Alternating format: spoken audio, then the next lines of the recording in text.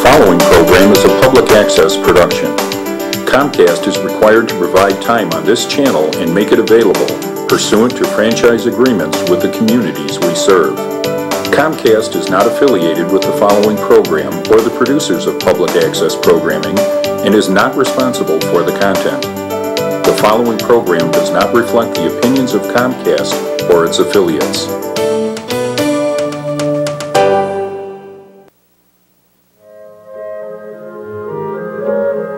InnerQuest explores various pathways through which you can connect with the infinite wisdom of the universe and apply it to personal, professional, and spiritual growth.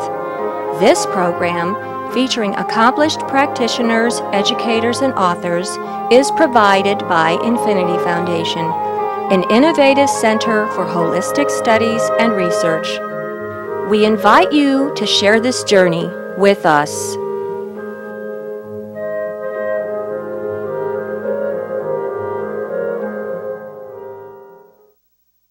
Hello, welcome to InnerQuest. My name is Jay Stone, your host for today, and our guest is Ashley Stamatinos. Did I pronounce that correctly? Correct, perfect. Okay, let me tell you a little bit about Ashley. Ashley founded the Amorphe Healing School 6 years ago for the purpose of providing a variety of high-caliber energy education classes.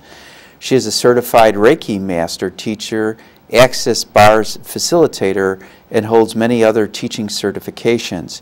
She is currently teaching 14 different classes in energy education in the Chicagoland area and online. So what is so special about the energy healing classes that you teach?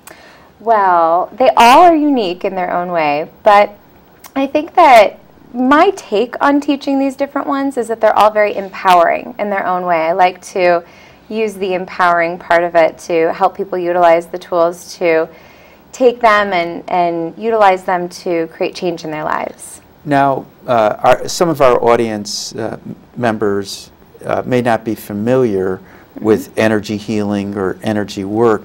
Can you kind of explain that to our audience? Absolutely. There's such a wide variety of different classes in energy healing, and actually even the ones that I teach have quite a variety as well. There's Reiki, which is pretty well known. It's a hands-on energy therapy. And there's Access Bars, and Access Bars doesn't necessarily, you don't need to have any prior experience with energy healing, but it is an energy process. So you are working with the energy of the person who you're working on, or you're working on your own energy because it's teaching you to work with yourself. So they're each a little bit of a different frequency. Yeah. Now you talk about energy healing, but isn't energy work preventative medicine? Absolutely. Yeah, I'm glad you brought that up. Absolutely. So it's a very natural, non-invasive method to prevent illnesses, to prevent things, also to help stabilize mental issues as well. So they work on emotional, mental, and physical levels. So absolutely, it's preventative, and it can also reverse a lot of different physical health issues or life things that are going on as well. Now, how long do you recommend a person do their own energy practice on him or herself each day? So in general, for any of the different therapies, I would say probably anywhere from 45 minutes to an hour per day is something that seems right. And that's what I do for myself. But I always ask people to really feel within your own body and kind of decide what feels right for you. So. And has that changed? I mean, you're pregnant now? Yeah. Are you still giving yourself 45 minutes, hour a day? But now I ask the baby what he'd like. You know, how long would you like me to work with this body, with your body, with my body? And so, well, you look in outstanding health. Thank you. Yes. I am now, which is really great. I haven't always been in great health, but I am very healthy right now. So, and well, I've been for a while. A lot of people are led into the healing arts. It started out as their own personal healing journey. Is that what happened with you? Absolutely, absolutely. I actually moved to Manhattan just a couple days before 9/11, and I had started having some symptoms of pain before I moved to Manhattan, but when 9/11 hit, I had extreme chronic fatigue, extreme fibromyalgia, which wasn't, some doctors said I had fibromyalgia, some didn't, so whether I actually had that technically or not, who knows. But some doctors said I had chronic fatigue. I was just in a lot of pain. I was really exhausted, sleeping 14 hours a night. They ended up putting me on epileptic seizure medicines, even though I had never had a seizure, just to manage the pain. I had some really severe health issues. I went to rehabilitation centers to learn to properly walk again. And so I was really hyped up on Western medication, and nothing was helping. I was getting worse. It was really a very difficult time. So that's actually how I got into Eastern medication, because Western medication, although I recognize it absolutely has a purpose, and I have a respect for Western medication, but at that time it wasn't really working for me, and it wasn't creating change in my life. What were some of the Eastern healing arts that you tried? Mm-hmm. I tried specifically acupuncture, herbs, and energy healing. And by energy healing, what I mean is I went to a therapist who did hands-on energy work with me. So they channeled energy through their body, through their hands, and into my body. And I started having so much relief so quickly from changing gears and going into the Eastern modalities. So I was pretty hooked right away because I finally saw change. And did you start to meditate or visualize along with these healing arts? Yeah, for a very long time. I don't meditate as much every single day, but I do very frequently meditate. For many years, I meditated every single morning, and that type of centering the body, centering the mind was huge. Well, for me. I feel meditation is energy work. Yes, I agree. Yeah. Absolutely, yeah. It helps you connect with energy of yourself and with others, with what's going on so well. Now, what is this Access Consciousness bars? Yeah, what is that thing? I've never heard of that, but it's got, Access Consciousness. Yeah. So what is it? So Access Consciousness was founded by Gary Douglas in 1990. So it's been around for a little while, and it's picking up speed. It's actually all around the world, but in America it's picking up speed a lot. And it is in a class, in the Access Consciousness Bars class that I teach, because I'm a certified facilitator, a bars facilitator teaching this. There are two parts to the class. The beginning of the class, we'll say the first half of the class, you're learning practical tools and techniques that are going to assist you in every area of your life. So assisting you in allowing you to create change anywhere you're stuck, anywhere you have judgment. All right, let's say somebody had road rage when they drive. Great. Or impatient. Yeah. How would that help them on sticks? So there are two different things I would suggest. If you have someone, if you're driving and someone near you has road rage, it would be the first, and questions are empowering, answers are disempowering. That's one of the biggest things with Access Consciousness. So let me repeat that. Totally. Questions are empowering? Empowering. Yeah. And then what did you say were disempowering? The answers are disempowering. Okay. Yeah, it's a whole new place to be. So we encourage asking questions to create more awareness. So if you're in the car and you have someone going past you with road rage, often you'll get road rage as well. So one of the first things to do is to recognize, does this belong to me, this road rage, or did I actually just pick it up from the person who has all of this contagious road rage? Am I actually just so aware of their road rage that I feel it in my own body? So by asking that question, you recognize it doesn't belong to you. Well, sometimes questions could be mean-spirited or aggressive. It's like, why is that guy such a jerk? Or why is he an idiot? What is he so, Yeah, and that's full of judgment, right? Right. So the purpose of asking the questions is to try to get out of judgment.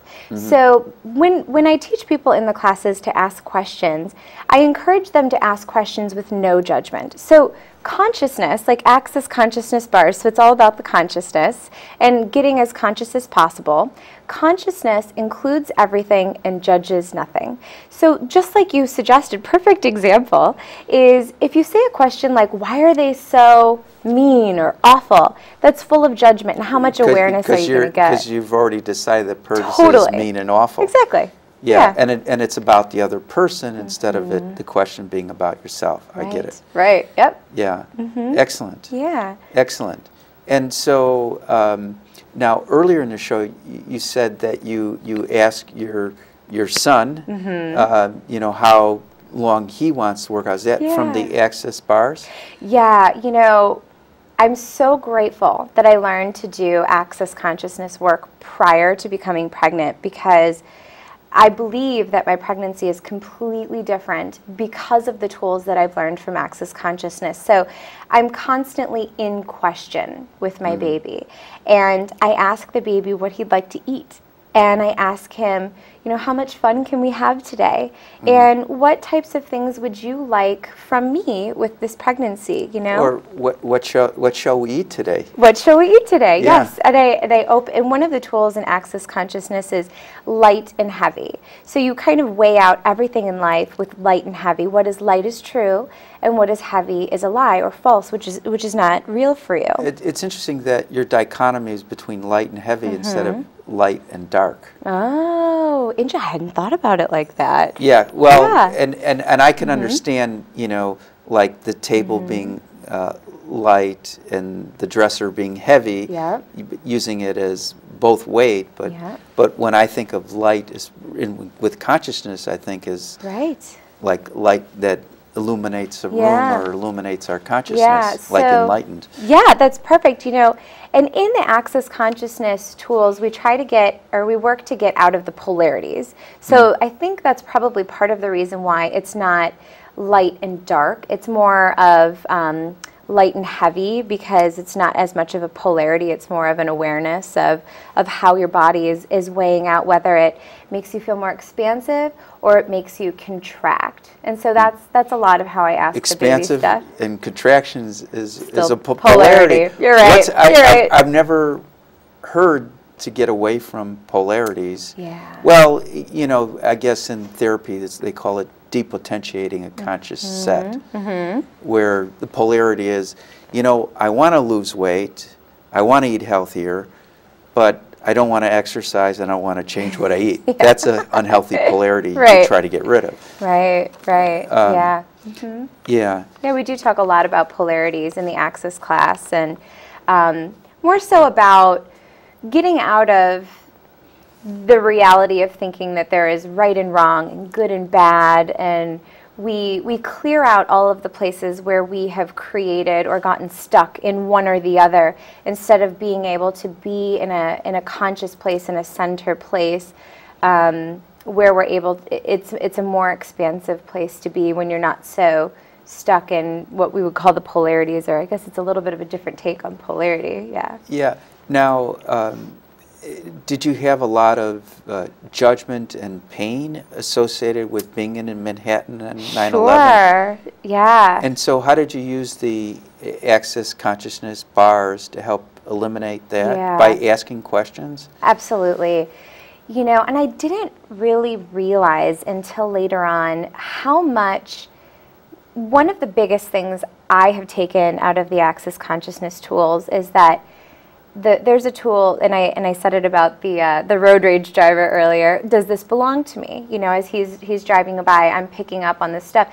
I would probably call myself a sponge at that time. You know, an emotional sponge, a psychic sponge, whatever you want to call it. Soaking up the negative energy. Picking up everything. Yeah. Yeah, I was super aware.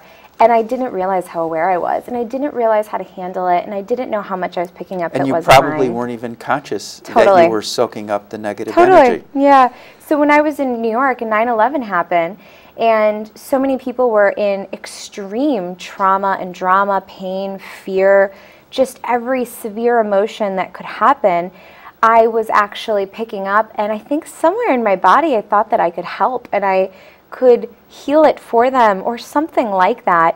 And I was holding so much pain for the people around me. And so when I learned to get into question and ask, does this pain belong to me? I was like, oh, I felt so much better. I felt lighter. I was like, oh, I can let go of this. It's not mine. And I'm not actually helping people by holding on to it. I'm just hurting me. Now, you work with clients one-on-one, so it's really important that you let go of what doesn't belong to you. Yeah. So, so you still do those ask those questions now? I do. Yeah.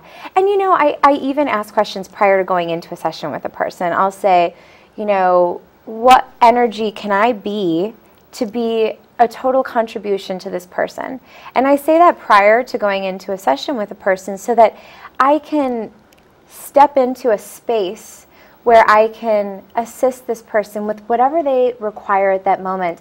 And I don't even have to be totally aware of what they require, but if I ask the question, it allows my body and my being to step into a place where it can totally assist the person I'm working Now, with. I noticed underneath the description of your name, Yes. it was RMT. Yeah. So you're a registered massage therapist? That's so interesting. No, it's actually Reiki master teacher. Oh, okay. And then bars facilitator. Okay. Okay, I'm glad I asked. So Yeah. so you're working with people on an energetic level. Yes. So and I've taken some Reiki classes, and I don't claim to be a Reiki teacher or practitioner, but I do understand some of the basics. Yeah. And so, but I've never heard this questioning, and so you can kind of combine the two techniques together? Oh, yeah, absolutely. Yeah. You know, I absolutely incorporate the access tools that I've learned in every single area of my life, in all of my relationships, in how I choose to eat, in how I choose to be pregnant, you know, how I teach my classes, and one of the... Well, your husband, Michael? Yeah. He's here in the studio now. Yes, exactly. You want to talk about, you know, without getting too personal, That's okay. about how you would use the technique with a relationship? Yeah. A really great thing is before you approach a situation, or let's say that there's something that you'd like, you know, you want to ask him to do something. So one of the questions I would say before I ask him to do something is, how can I say this in a manner that he can receive? Or what can I say so that he can fully receive what I have to say? Or how can I say this so that he can fully understand the message that I'd like to get across? And it helps me then be able to articulate what I'd like in a way that he can receive it. Can you give me like a practical example? Where like taking out the trash. Okay. You know, I would say there's a lot of different ways to ask for it. You know, some people could... Throw out the garbage. Yeah, throw it out. Do it. Like, you should have done it yesterday. Yeah. But, you know, I would just say, you know, how can I ask him to throw out the garbage in a way that he'll actually do it?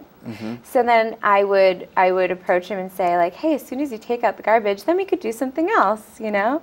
Or, you know, I would have an awareness of what I could say in a way that he would actually do it, you know? Or So, but it helps to, well, I think you mentioned to me before the show you're a communication major, so this is yes. obviously communication, interpersonal communication, but your communication is focused on the receiver. Right. Yeah. And you know, you could do it for yourself as well. So, you know, how can I... Oh, you know, a great way is if you're going out in a group of people, and you know, for someone like me who I'm into like all sorts of stuff, you know, so we don't always go on double dates with people who can fully receive all of the, you know, out there stuff that I do. So before we would go out, I would say, you know, what can I say that would be well received by the people? And I know I keep saying the word receive, but, you know, what awareness can I have about what would be a contribution to everyone at this table? So that includes me as well as those people. Like, what can we talk about that would be tons of fun? Now, would you say that internally? Yeah. Or, okay. Usually. But you could also put it out there in the group, too, in a way, I think, that'd be non-offensive or non-threatening. I think so as well, yeah. And sometimes I do that. It's judging upon what group I'm with. All right. Yeah. Now, are there any prerequisites that the students have to take before they take your Access Consciousness and bars classes? There are no prerequisites. So you actually don't have to know anything about doing any energy work or any therapies. I've had people in my classes who are correctional officers, who are massage therapists, engineers, nurses, doctors, stay-at-home moms. I've seen it all. I've had just the largest of variety. People who are very skilled, highly certified energy workers who will come to my class, and also people who have, you know, no experience, you know. So you don't need to have any prior experience. No Okay. prerequisites. Okay. And then what are students certified to do after they take your class? Yes. So once they've taken the class, they become certified as a BARS practitioner. So they can actually, you know how I have the BF after my name, the little Yeah. comma BF, they can have a BP after their name. So they become a BARS practitioner. And they are certified as a BARS practitioner so they can charge for their services. So the class that they take from me, they can actually profit from it as well. So, you know, another example of asking a question is if anybody's considering taking my class, you could kind of ask yourself, would this class make me money? Would this increase my profitability? And then if it feels light, then it's something that's true for you. So that's one way you can already use the tools. Well, I think we all can improve upon our communication. That's the Yeah. nature of communication. Right. And so obviously, you know, you got some skills that will add, you know, make their profession better at their profession. Yeah.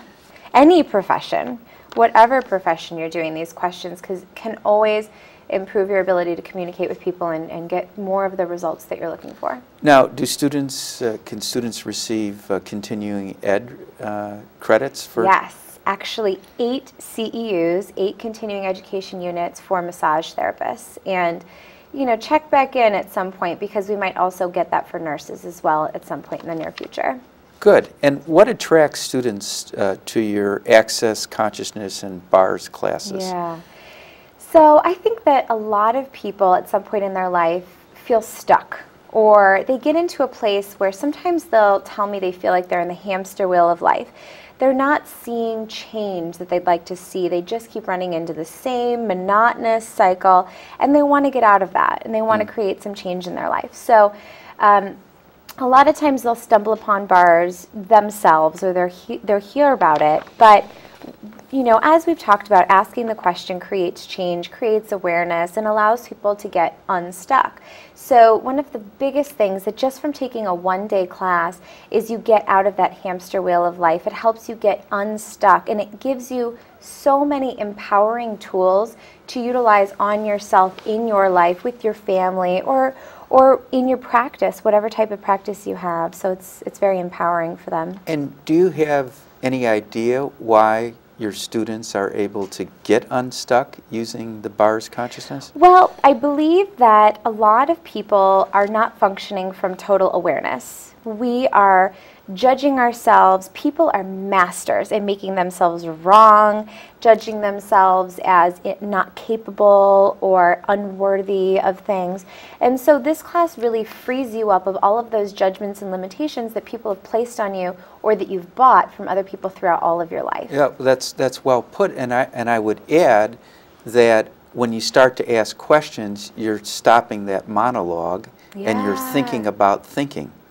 And you're thinking about the process of thinking. Yeah. Now, the Center for Human Judgment, University of Chicago, they did a study on, you know, success, and they found the most successful group was positive thinkers. And so whatever positive thinkers were thinking about, they're trying to think positive. They're thinking about the relationships. They're trying to think positive. So they're thinking about what they're thinking about in their relationships, or if they're thinking about their jobs or careers, they try to focus on the positive. They're thinking about their health, they're thinking positive. And so I think BARS consciousness does the same thing. It makes you think about the quality of your thoughts. It does, and I'm so grateful studies have been done like that. Yeah. But more importantly, it's your own experience that you can feel the transformation, and you're learning a process like positive thinkers learn a process. Right, absolutely. Yeah, it's completely a new process, and it might be different than anything you've ever learned before taking a class like this, but. And so what are some of the feedback you've gotten from your students? Oh my gosh, that's one of my favorite things about teaching is how much wonderful feedback I get after class. And I think that maybe my very favorite thing that someone's ever told me after a class is there was a woman in a class of mine, and she was a mother of, I think, 3 kids. And she came to class and she kind of told everyone that she was pretty darn unhappy and that she was very skeptical, and I'm totally okay with skeptics coming to the class. I'm good with that. But she was really surprised that throughout the class she started feeling happy and giggly, and she was like, what is this? I'm not familiar with this feeling in my body. And so she went home and she was like, I don't even want to go right now because I feel so good that I'm afraid that if I leave it won't last. So anyway, so she emailed me after class and she said, you know, my kids really want to meet you because they want to know who made mommy smile. And I was like, oh my gosh, that was the most heartwarming thing for me to, you know, give someone the tools to find some new happiness and some new clarity and empowerment to be able to smile again, and then it helped the family too. Do you have a book in your future? Have you ever thought about it? Yeah, I've started it. That's what I was picking up. Thank you for that. Yeah, I'm halfway through writing it right now. You picked a good major, communications in college, and you picked a good career. You're a natural communicator. Yeah, and I loved doing communication in college. It was really fun. Now, is there an Access Bars community for continuing support? Yes, yeah. I regularly get people together to do what we call bars gifting and receiving, and it's where, you know, what I've been doing, asking questions. There's also processing, verbal processing, to help release all of the judgments and stuff like that. That's a little bit more advanced. But so you would work one-on-one? I would work with them. They would actually all pair up during this gifting and receiving and be able to give bars and receive bars. And then I would do verbal processing and go around and help people. And I do this very regularly. And one thing I didn't explain about the bars is that there are 32 points on the head. And this is the second half of the class. And when they're gently touched, they actually release conclusions and judgments that you've picked up your entire life. So it's very freeing to have your bars run. And I get my bars run every week. How long does that take? It can take anywhere from half an hour to 2 hours, depending on how much judgment you've built up. And now, while the person is receiving the, what do you call it? The bars? Yeah, they're getting these the 32 points on the head, the bars. Yeah. Does the person talk?